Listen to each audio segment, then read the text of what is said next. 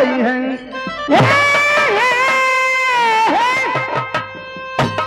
और जहिया ये चरावन जइहे अरे पानी में बहावली रे जइहे किया हो मोरे रामा आहो मोरे राम अरे केहू ना भेटा ना पूछे वाला मेरा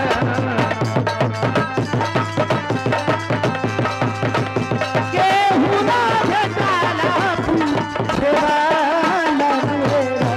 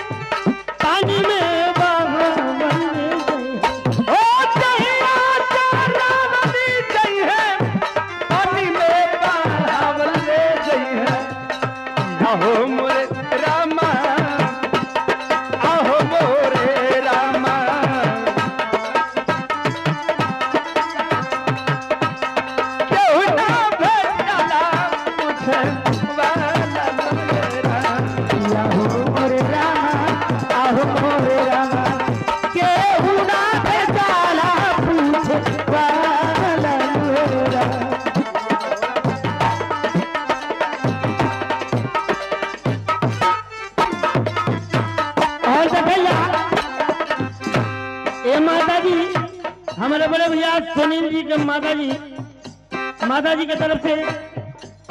ये तीनों कलाकारों को 50-50 रुपया का पुरस्कार माता जी की तरफ से बहुत बहुत प्रणाम आशीर्वाद करना चाहते हैं जा और भगवान से विनती बा कि दोनों माई की आत्मा की शांति मिले जा तो माई की आत्मा की शांति मिले।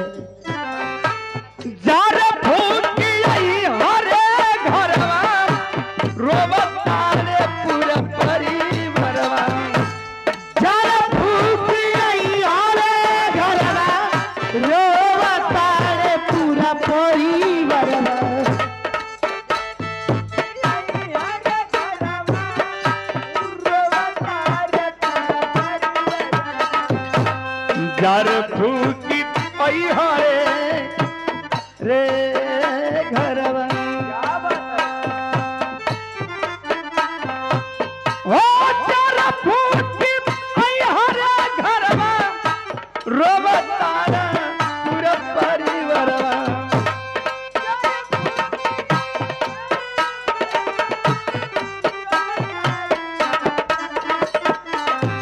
अरे 151 रुपया पुरस्कार हमारे सुनील भैया की मम्मी जी देले बाणी ओ महान आत्मा कहीं भी रहे जगह मिले स्थान मिले ये हमने कामना सखी हो। लेकिन बाहर माई के बहु लोग का माई से प्यार मोहब्बत ना रहा का तो हम लोग के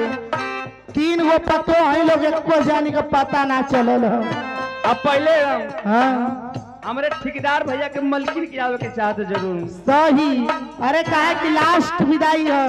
ये कुल बाजार में ये का लगावल है आज के दिन रोज के होना आई लास्ट विदाई है माई को माई के बिटिया लोग हैं दामाद लोग बहू लोग पुरस्कार 50-50 रुपए बहनी की तरफ से माई की आत्मा के शांति खातिर बहनी लोग दिले बानी आत्मा कहीं रहे जगह मिले स्थान मिले। मौसम है आशिकाना मौसम है आशिकाना ऐसे में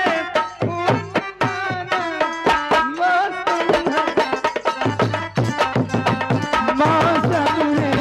आशिकाना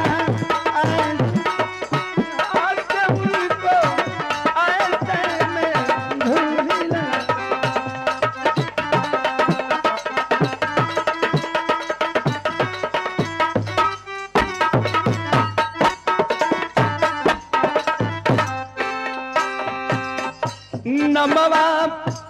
बुताई रे जई है नमवा बुताई न